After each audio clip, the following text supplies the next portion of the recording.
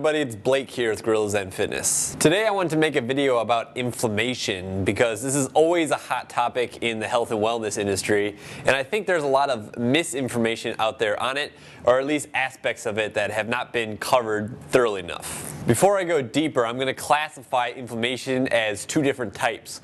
Chronic, which is lasting inflammation that happens for a long period of time, and acute inflammation, which is a short period of time type of inflammation. Okay, so acute inflammation is how the body responds to what's perceived to be an infection or an injury. Four things that usually come along with acute inflammation are pain, swelling, redness, and heat. It's important to realize that acute inflammation is a critical step that your body needs to go through in order to heal.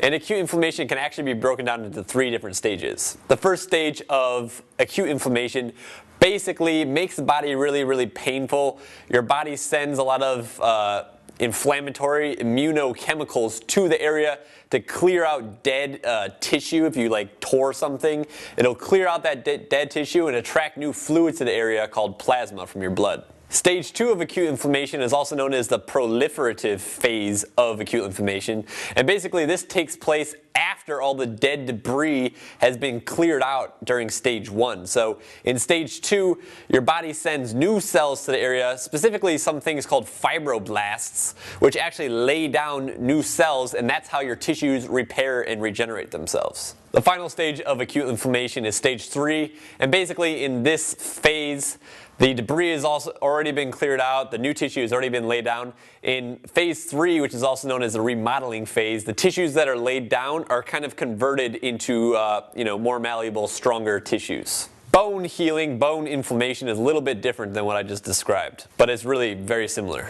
Basically, my whole point with breaking that down was just to show you how necessary acute inflammation is to healing damaged tissues. Now I want to quickly touch on chronic inflammation. Now, chronic inflammation is bad. This is the kind of inflammation you don't want, and this is the kind of inflammation that a lot of health practitioners, specifically on YouTube here, pretty much all over the internet, are warning you about. Chronic inflammation that lasts for a long period of time, several years, decades, or maybe your entire life, can really predispose you to a lot of different diseases like neurodegenerative disease, cancer, diabetes, and a lot of other really nasty stuff. Chronic inflammation is really low level of intensity, long-term inflammation that, like I said, it can predispose you to certain diseases, and it can really exacerbate joint pain and other types of orthopedic pain big time.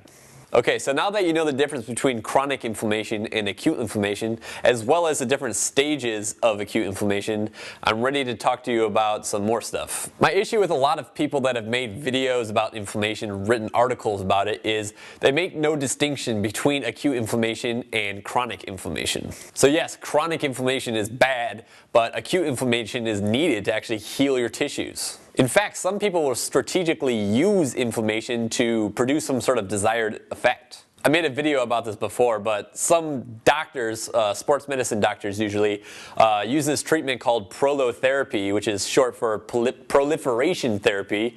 That should ring a bell because it's the same word that's found in stage 2 of acute inflammation. But basically, doctors will inject a solution into injured tissues that actually causes acute inflammation in there and reinitiates the body's healing response. So, and another way some people use acute inflammation is bodybuilders will take something called arachidonic acid, which is a very inflammatory compound, which actually makes their muscles more sore after a workout, so that they get that inflammation response in their muscles so that they heal faster and better. I wouldn't recommend that arachidonic acid thing, but it's out there. One thing that some of my beginner clients will do is, after they work with me for a week or two, we've gone through some pretty heavy strength training sessions and they're sore, and they'll take non-steroidal anti-inflammatory drugs to combat the soreness. Now, your body, when you're sore after a workout, your body's going through those stages of repair associated with that acute inflammation.